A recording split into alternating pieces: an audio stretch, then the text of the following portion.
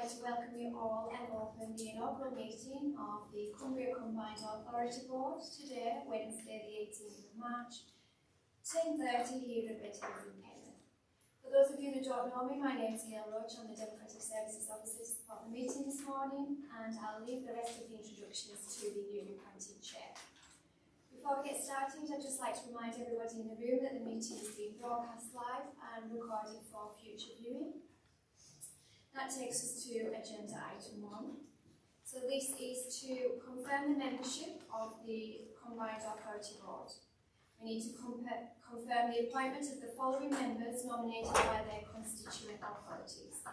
So for Cumberland Council, we have Councillor Mark Fryer, with a nominated substitute, Councillor Emma Williamson, and Councillor Lisa Hinton, with Councillor Denise Rollo as substitute. For Westmoreland and Furness Council, we have Councillor Jonathan Brooke and a nominated substitute, Councillor Patricia Bell, and Councillor Andrew Jarvis with Councillor Helen Chaffee as substitute. Can those be agreed, please? Thank you. So that takes us to agenda item 2, which is the election of the chair of the board for the ensuing year. So can I take nominations? Thank you.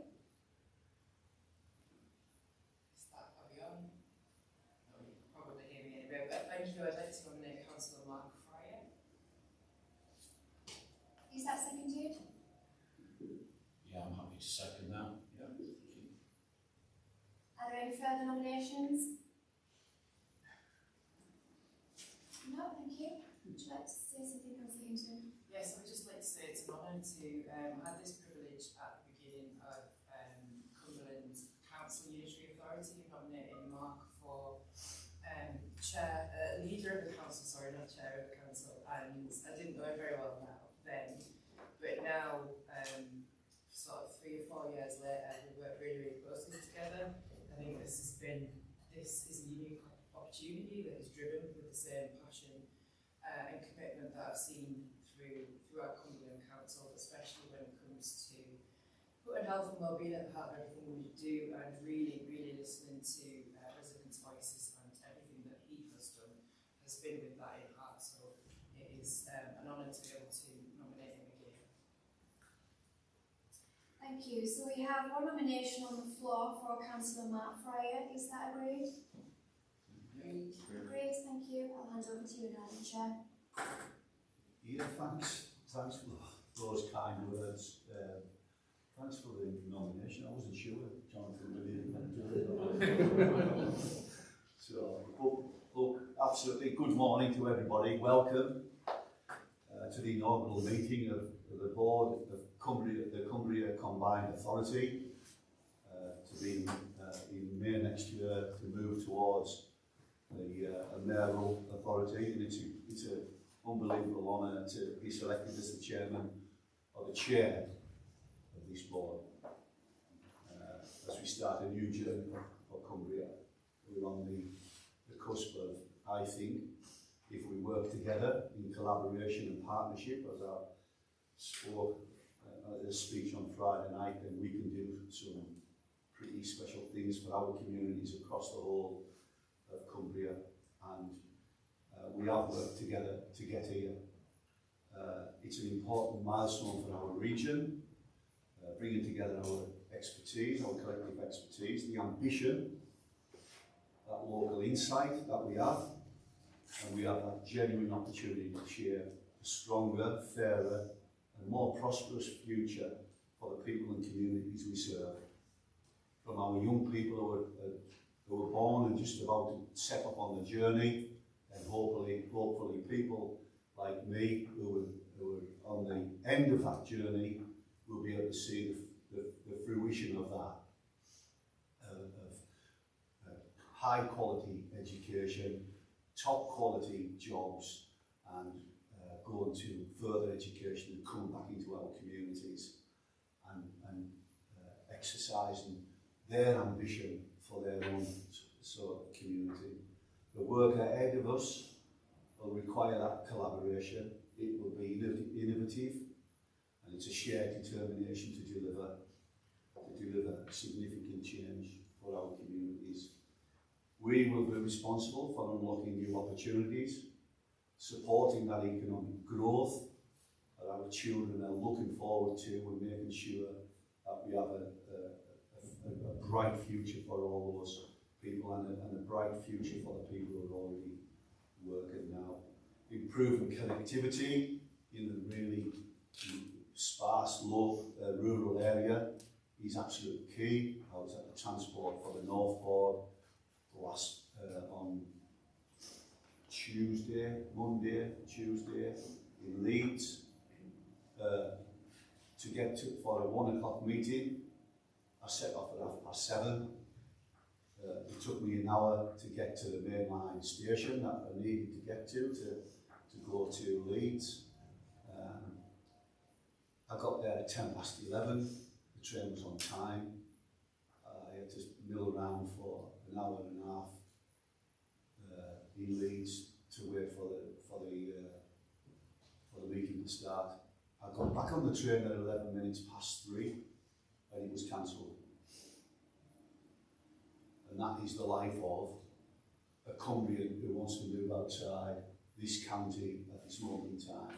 And if there's anything that we can do as a community, as a board, and as the new mayor might or could do, is connect our communities up. At skills development, again, as part of that whole, what I've talked about the future and about the ambition for our people, and looking and ensuring every part of Cumbria benefits from the powers that we now hold and we need to exercise. And exercise in partnership and collaboration, as I've said before.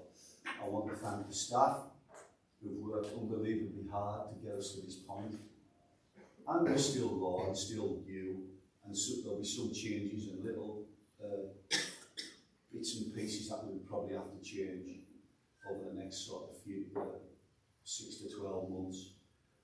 Our legal staff unbelievably have got us to this position, our democratic services people, and politically as well. It's been a pretty smooth ride as such.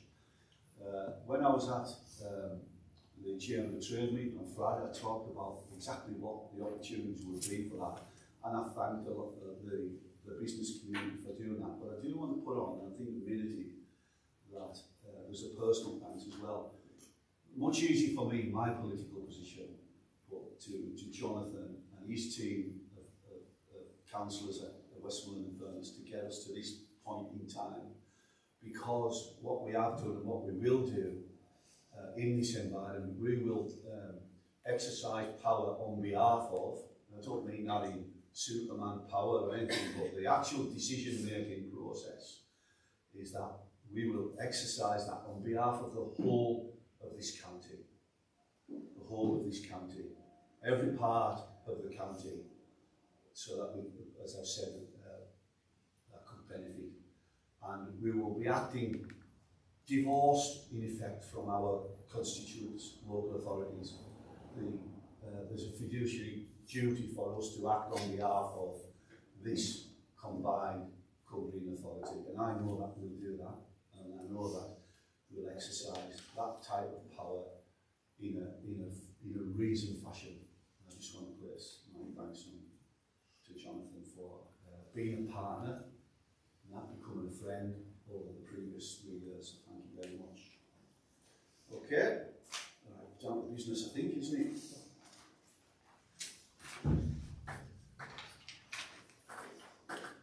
Okay, so election of vice chair, agenda item 3.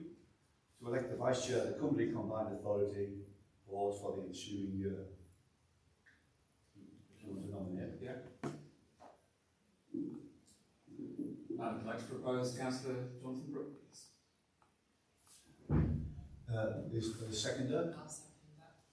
Thank you. Is there any other? So can we agree? Just kind of quick Yes, word, if I may. absolutely. I mean, Jonathan has provided calm leadership in Westmoreland and Furnace, and I'm sure that he will continue in that role. You know, this is about us working in partnership and cooperation.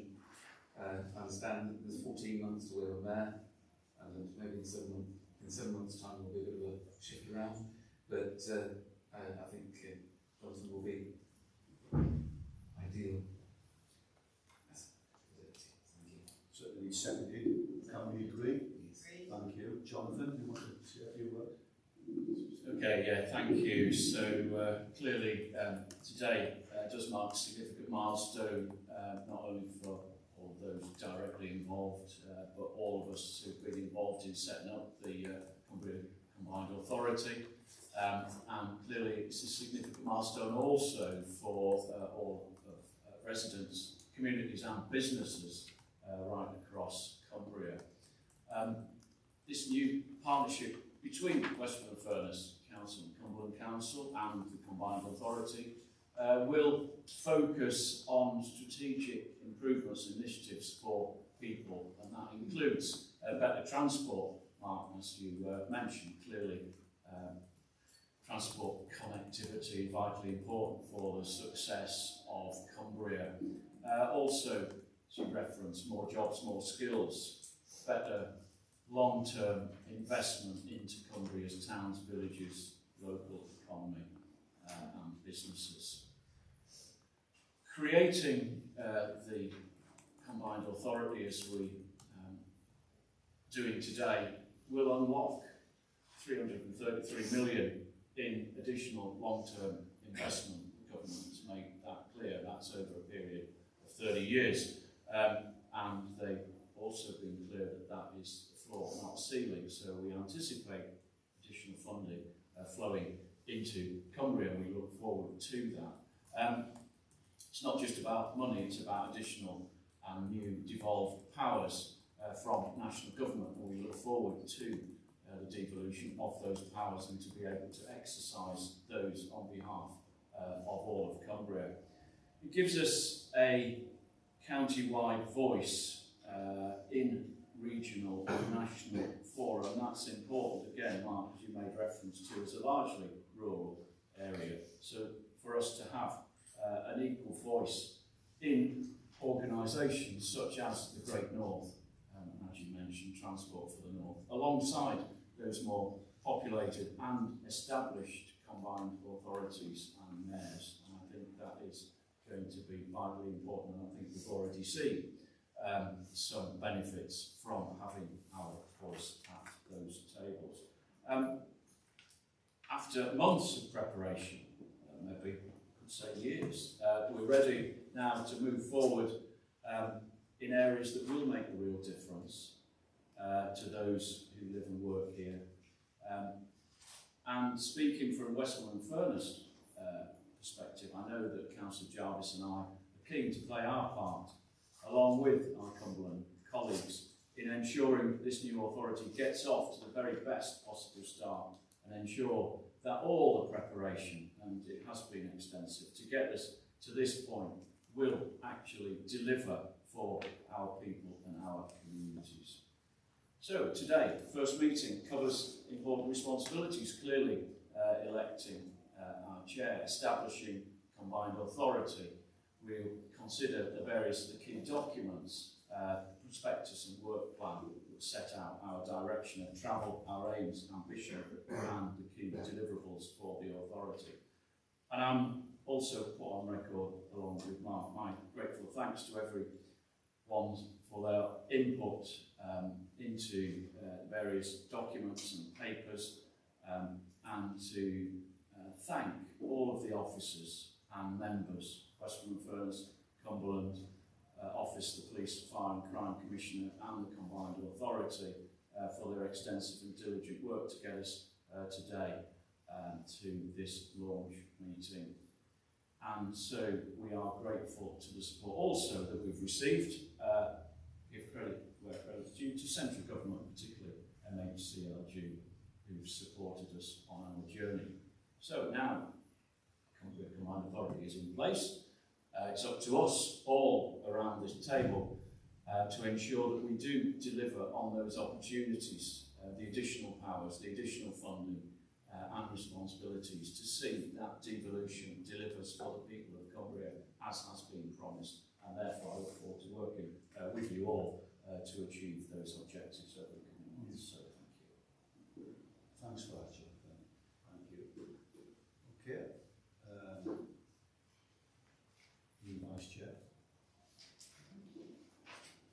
Agenda item 4, apologies for absence. I don't think there are any. No, I'm not present, Chair. Any declarations of interest? I don't think there are any either. Exclusion of agenda item 6, exclusion of press and public. There are no items on the agenda that the press public should be excluded from, in my view. Okay, agenda item 7, appointment of statutory officers. I understand, and just the position, if there isn't any discussion on that, then We're going to leave. are you going to leave anyway? Okay. So, agenda item, so the recommendations 2.1 to 2.4 obviously are relevant to the officers that have left, and then we'll return for items 2.5 to 2.7. So, agenda item 7, Amanda. Thank you, Chair.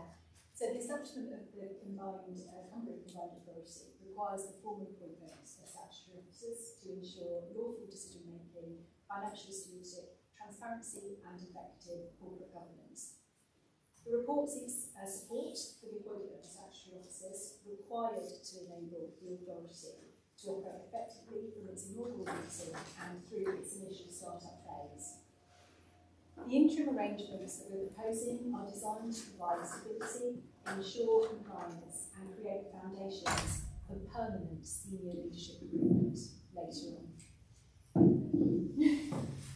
I thought I was loud enough, clearly not. So today we're proposing the appointment of those roles necessary to support the combined authority through the inaugural meeting, specifically the head of paid service, the chief finance officer and the monitoring officer. And without these appointments, the authority would be unable to discharge its statutory responsibilities.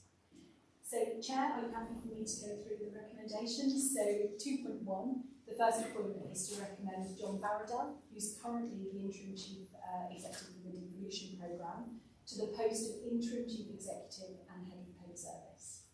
Yeah, I'll move that. Second. Is that seconded? And we can agree that. Thank you. Amanda. 2.2, to approve the appointment of Nick Bell, who's a locum, to the interim section 73 of the chief finance officer. Again, I'll move. Thank you. And agreed? Yeah. Agreed, thank you. 2.3, to approve the appointment of Catherine Parkinson, again a locum, to the interim monitoring officer and to the interim senior information and disclaimer. Yeah, moved. Is it seconded? Yeah. Thank you. And also to approve the appointment of Catherine Parkinson to the interim data protection officer. Again, moved and seconded. Thank you. Agree that. Just let me put my key set down. We'll be so giddy. Are we appointed?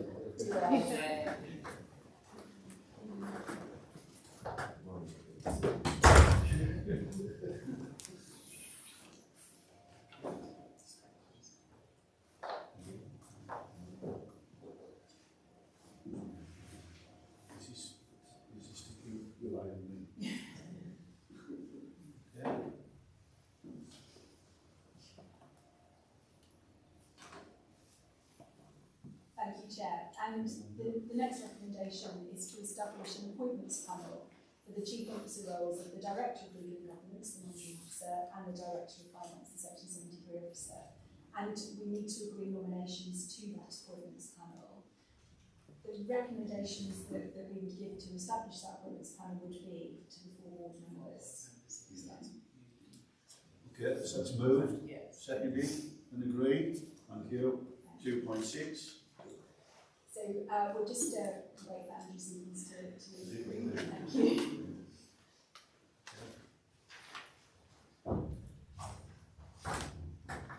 So the combined authority is also required to establish the combined authority returning officer in respect of the Cumbria Combined Authority mayor election due to take place in May 27. And we would like to ask the board to approve the appointment of Andrew Stevens to the returning officer post. I'll move it. Seconded and agreed. Thank you. Okay, and then just to note that we will appoint a permanent statutory scrutiny officer as soon as we can on a permanent basis, and in the intervening period, as if Catherine didn't have enough to do already, Catherine will take on the role on a very interim basis pending agreement. Okay. That's the note. Thank you. Okay, agenda item 8, combined authority governance, report of the interim monitoring officer. Yeah, thank you, Chair. The report is quite detailed in length. It's got the constitution in, so I'll take it that you've all had the opportunity to read it, but I'll answer any questions if members have got any. But I'll just take you through the recommendations. So at 2.1, it's to confirm that the elected mayor for the combined authority area is to be known by the title of the mayor once elected and falling into him or her taking up office. Okay. Do you agree with this as you go along? Yeah. Yeah. Okay. Kath, do you want me to, because I'll do them on block. Yeah, If okay. needs be. Yeah. I'll move them all on block. If Yeah, anybody's sure. got any issues around that, because everybody will, I've read them like everybody else. Yeah. So has anybody got, there are 12 recommendations on pages 14 and 15. Has anybody got any questions to ask Kath? No, it's just, we've got the scrutiny members tabled here today to be read out on, we just take those as read for today. So we do that as well. Do you want them read out or just? I think we'll take them as table. Take them as table. Anything to add, Andrew, Jonathan? Okay, so recommendations 2.1 to 2.12, 2.12 on pages 14 and 15. Can we move them? I'll move them. Can we agree? Thank you. Mark, I probably should have said just beforehand to express thanks to the officers. It's been quite a lot of work just to get us to a stage where we've got a draft constitution that will work for us. No doubt there will be things which come up over the next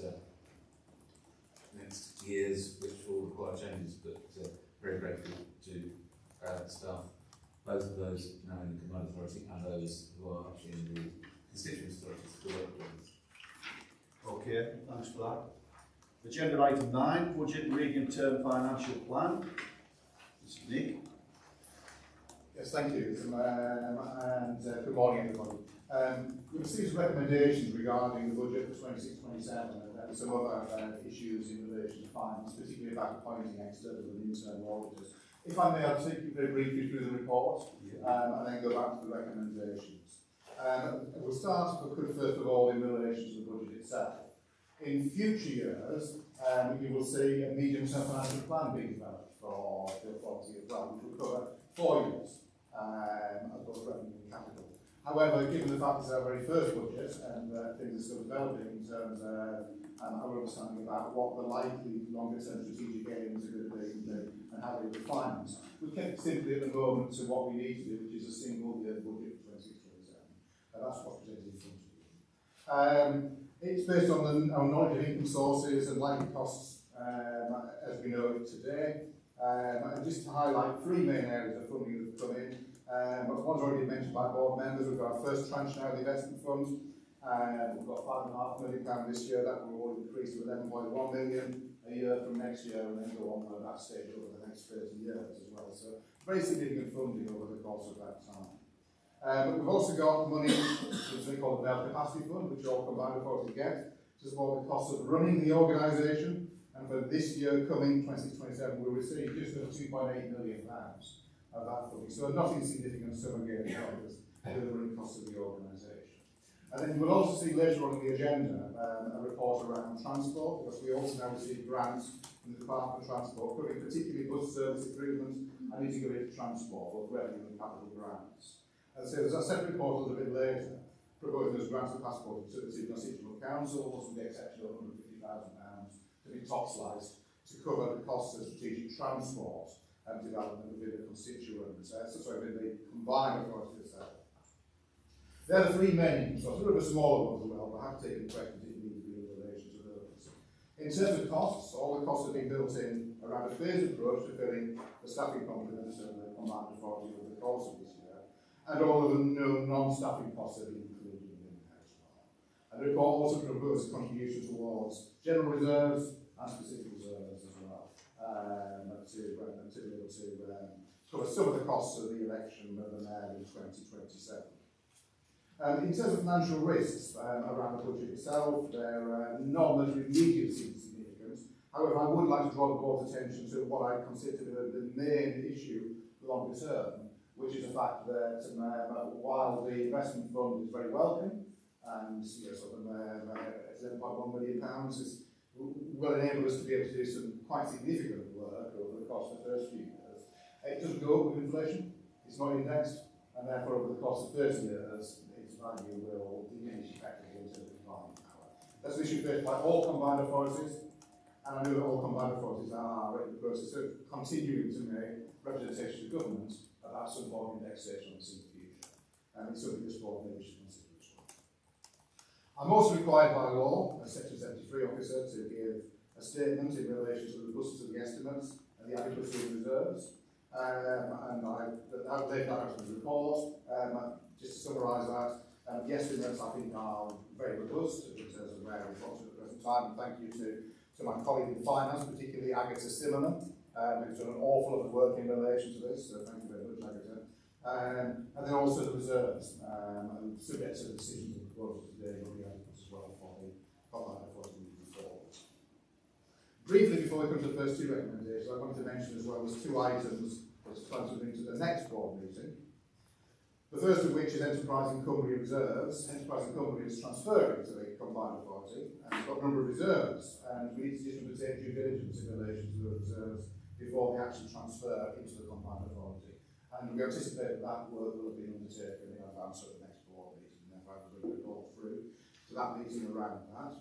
And additionally, there were no current proposals to utilise any of the uncommitted revenue or capital investment for 26-27.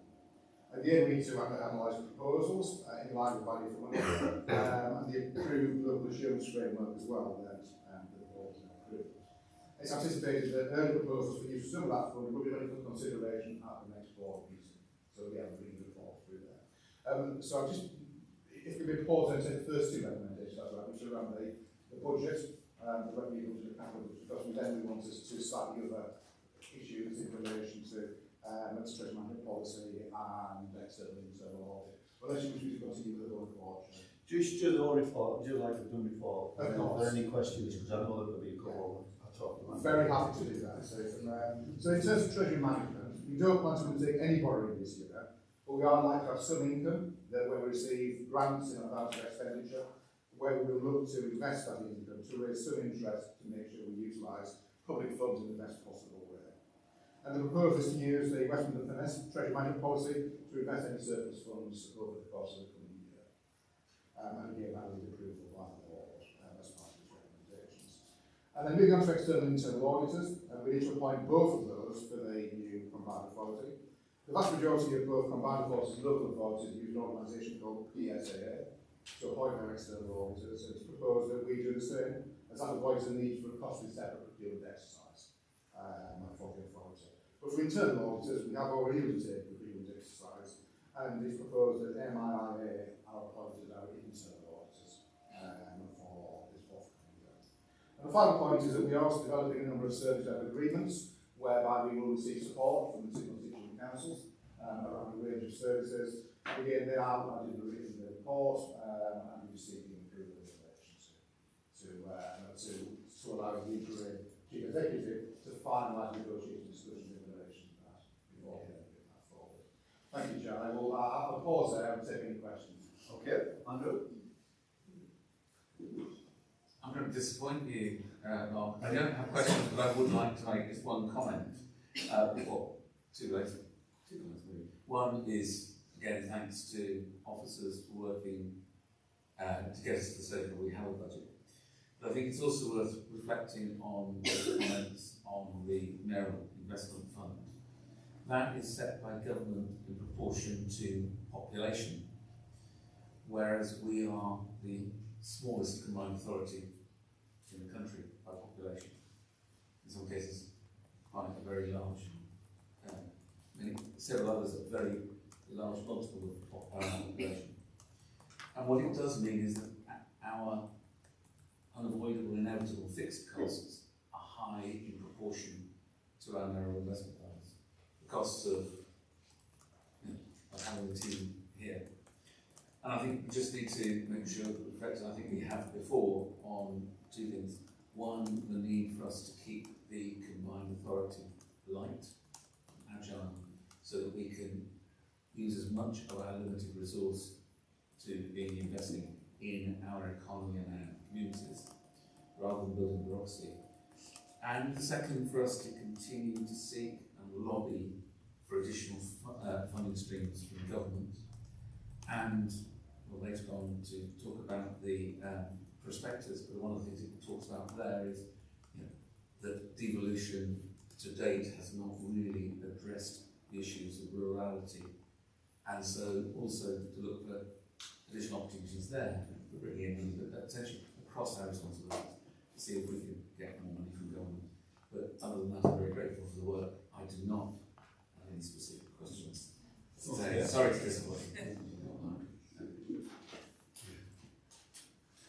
Sorry, Chair, yeah, if I could you mentioned about finance papers coming to the next board meeting, and I'd just like to ask about your confidence that we will have all the necessary papers in front of us for that meeting.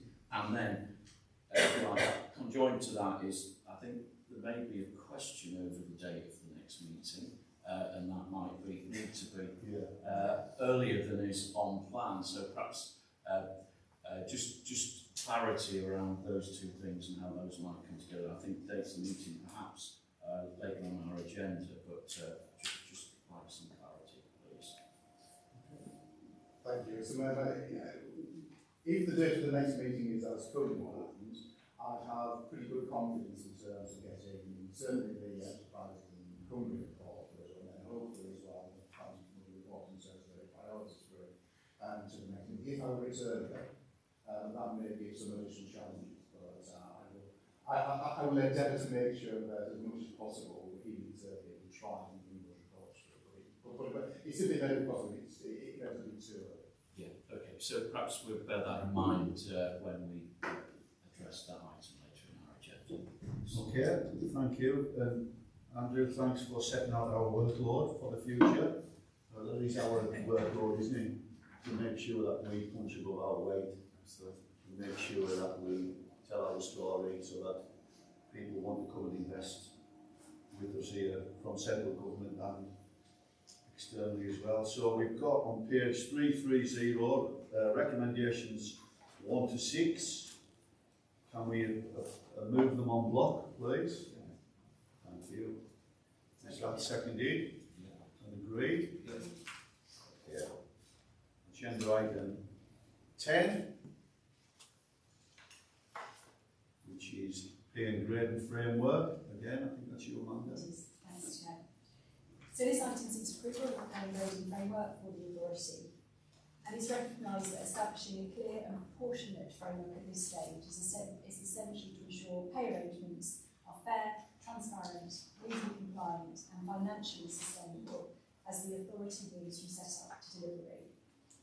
You'll note in the report that the proposed framework is based on the national negotiated arrangements for the NJC, the National Joint Council for Local Government Services, and aligns with the approach used by constituent councils. The framework is designed to provide stability and consistency during our establishment, whilst also retaining flexibility to respond to labour market pressures where we can objectively justify them.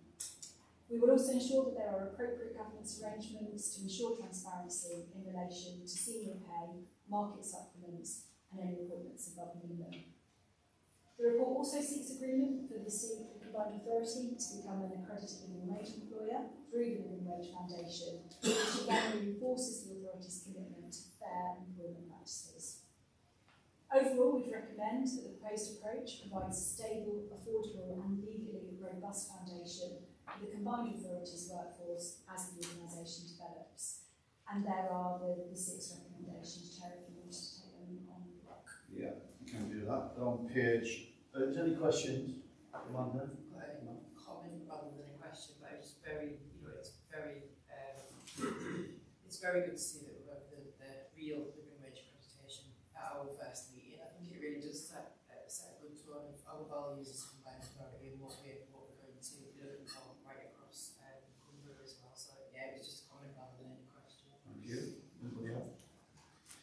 got 6 recommendations on page 342. I think they're in the page again, aren't they? On 347, they're exactly the same. But page 342, recommendation 21, 22, 23, 24, 25 and 26. I'll move them. And is that agreed? Thank you. Excellent. Agenda item 11, transport delivery plan for Cumbria. This is an interim report, I think, that is coming back in September. Right, okay. If I could introduce this chair to help the members. As is set out in the report, the government is reforming the process by which local transport plan funding is administered, and it's moving towards a model that gives local areas a bit more certainty around funding, which has been lacking flexibility. The reforms mean that we, working with those constituent authorities, are required to produce a local transport plan for Cumbria as opposed to the individual councils. Now, in order to allow funding for this spending round, particularly this year coming, we'll further be responsible for monitoring the spend of those funds. I'll come back to that in a second. Now, given the notice, frankly, the late notice of changes to this, the department have asked us or required us to produce a draft plan by the 20th of March, in 2 days' time, which is a fair challenge, I think it's fair to say. It only needs though to cover the next financial year in any detail, and that draft then is going to be used for releasing the funding to the 2 constituent authorities. The final version of that plan has to be produced by the autumn, and that's the remaining part of the spending round. As set out in the report in front of you, we're looking at the draft delivery plans allocating transport funding to the 2 constituent authorities as they would have been the case if the combined authority hadn't existed. So there is a degree of already understanding what that funding would be within the constituent authority. We have, however, also recommended that there is a top size of those amounts for 150,000, which is going to be used effectively to fund the assurance framework that we need to do for the assurance spending required from us by the department. Now, the draft plan is being developed, as I said, by the authorities in conversation, I hope, with the relevant portfolio members, and one of them so far has been received. We're expecting the other report to be today. Hopefully, if it isn't, we can't submit on the 20th, so we're rather hoping both come forward in the next 24 hours. There is no pressure on colleagues for that, but they won't have to have that. I don't know if there's any other, apart from a delegation to the Section 73, to finally sign these off for presentation to the department. Okay, there are recommendations starting on 353 and finishing on 354. There are 5 recommendations, and the financial plan is outlined on 356, where those allocations are going. Any questions? I'll move them. Move the recommendations on 353, 354. Second, thanks, Jonathan. Are we agree? Great, thank you. Was it you? Both blended into each other. Okay, agenda item 12, the devolution prospectus. I think you're moved. And again, if I can very quickly introduce this. What we set out in the report is the current version of the devolution prospectus for the combined authority. As you'll be aware, it's not a statutory requirement that we produce a document like this, but we've intended to do this at least to part explain to the public and those other organisations in Cumbria what the combined authority first of all is about, and secondly, to look at aims and objectives for it in the next 18 months or so, give an indication of what the work will be, the work plan will be. And it helps us, I think, to put it into context with the budget that you'll be asked to sign off, and the 2 obviously sit side by side. Assuming, and I won't assume, but provided that you're content with the prospectus in its current draft, we'll work this up for publication shortly with the appropriate visuals and so on to go alongside it, otherwise it gets fairly dry, and aim for a publication of that in late April, which will coincide with various activities, some of which you'll be aware of, that planned for that period. Now, I would say that this has gone through fairly considerable consultation with different organisations and yourselves within Cumbria. But it's equally possible there'll be some further comments from some outstanding organisations along. I don't expect any to be violently different, but there may be some comments around some of the content of that, which we'll want to add in and take on board. Hence the recommendation, Chair, that subject to consultation with members of the board, you do allow me to make relevant changes as they come forward, present the final document to you, finally before we put it forward for publication. Okay. If I could, sorry, you'll find that it also identifies that additional £10 million that has come as a result of the devolution being taken forward in the county from government. And again, that's on top of, and the point was made earlier about the base versus the limit, on top of the 330 million there investment fund that's coming over from government. Okay, any questions? Andrew? Yeah, I just wanted to really, I welcome this document. I welcome that up front it highlights the differences that we have across our region. Maybe not entirely unique for combined authority, maybe North Yorkshire has a similar blend, but probably we've got even more post-industrial areas as well as very, very rural areas.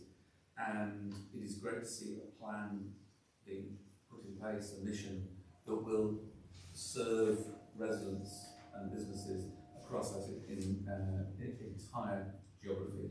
I think there are residents and others can look at this and see that already there is an ambition for action, be it around strategic transport, improving transport links, improving rail links, skills, in terms of improving potential new programme for those, for the needs, those not in employment, education, training. Improving the Cumbria wide investment proposition, looking at how we can start to join up, improve some of the boundaries and lack of overlaps in terms of the health systems and so on. So I think there is already an ambition for things which will make a significant difference to our communities and our residents. I welcome to see that. Yes, there's still more work to be done, but thank you for the work to date, and our job is now to get on and deliver what our residents need. Thanks for that, Lisa. Yeah, thank you, Chair. Just a question on technical terms of kind of readership, if you like, if you're going to publication in it. Actually, kind of what's our intended audience for this? Is it quite, this could be a document that we can send to businesses or coffee tables, but kind of public participation, not consultation, but kind of at least making sure that it's out in places, because we know, that our people will know that there's a combined authority meeting happening today. It won't be very many. So we really want to do something to be able to kind of change that narrative before, considering they've got elections coming up, which will, in itself generate a lot of publicity, but we want to be able to do that with positivity, because it's not kind of, the whole mayoral aspect of it has been a bit 50-50. So can this help with that in terms of, your kind of views on the publication of it? So I think you're right in terms of the length of it. It's a document really intended, I think, predominantly for members of the board, colleagues from the two constituent councils, businesses and so on. There is an intention, and I had hoped it would be ready, but I'm assured by the communication team it's imminent. A 4-page version that tries to summarise this in terms of what is a combined authority and what is it going to do for you as a resident, a business, someone in Cumbria. And I think we saw with the video, hopefully, and it was probably continuing back to it, was trying to summarise why Cumbria. Why is it investment is a good idea? Why is it a great place to live? Why is it a superb place to visit? And almost what is the combined authority about? So the communications plan that members have seen on the informal meetings that have taken place is thorough and does include that piece around things for the public as opposed to the other audience. Thank you. Okay, any other questions? Right, can we move, there are two recommendations, I think. Yeah, two recommendations. On page 361, 2.1, 2.2, move them.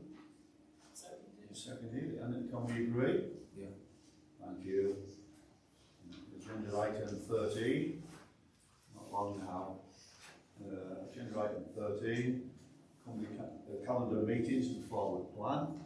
I know that I've had some discussions with Jonathan and Andrew about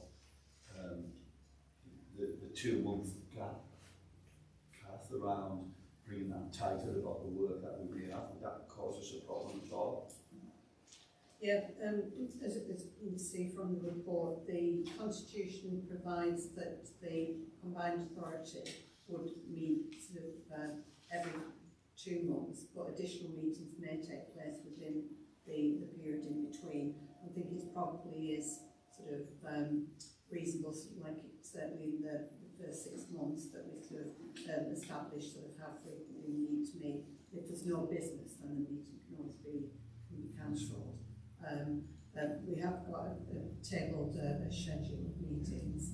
The next one was the date that we originally had was 14th of May. Whilst members can send substitutes, I think it's probably important that I'm sure you want to be able to attend, certainly in the first few months, rather than sending a substitute.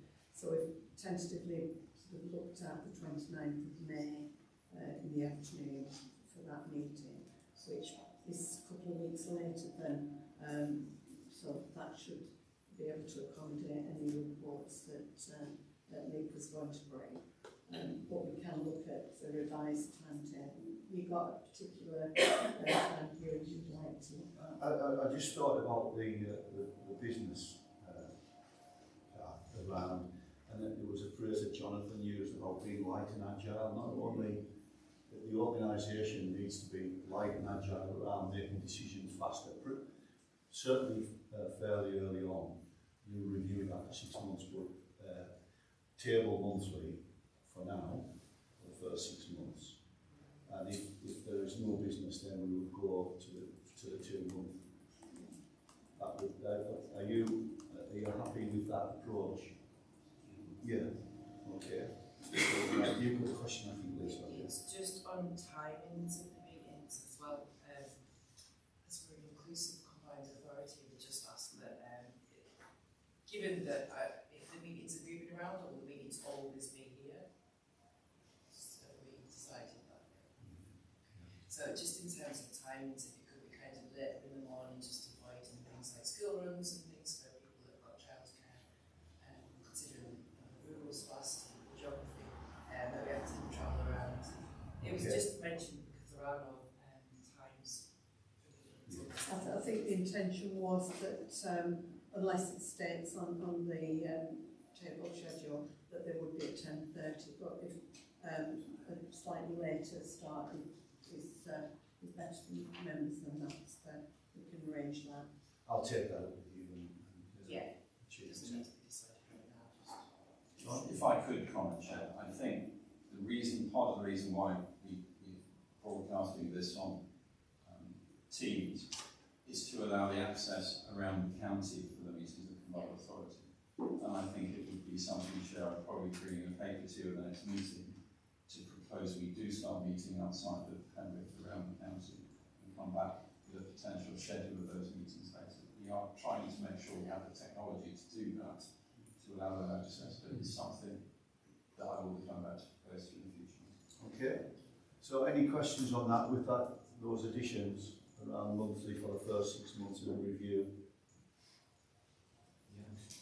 Can we, I'll move them, can we second it? Yeah. Can we agree? Right, thank you. Thank you very much. Is that closure?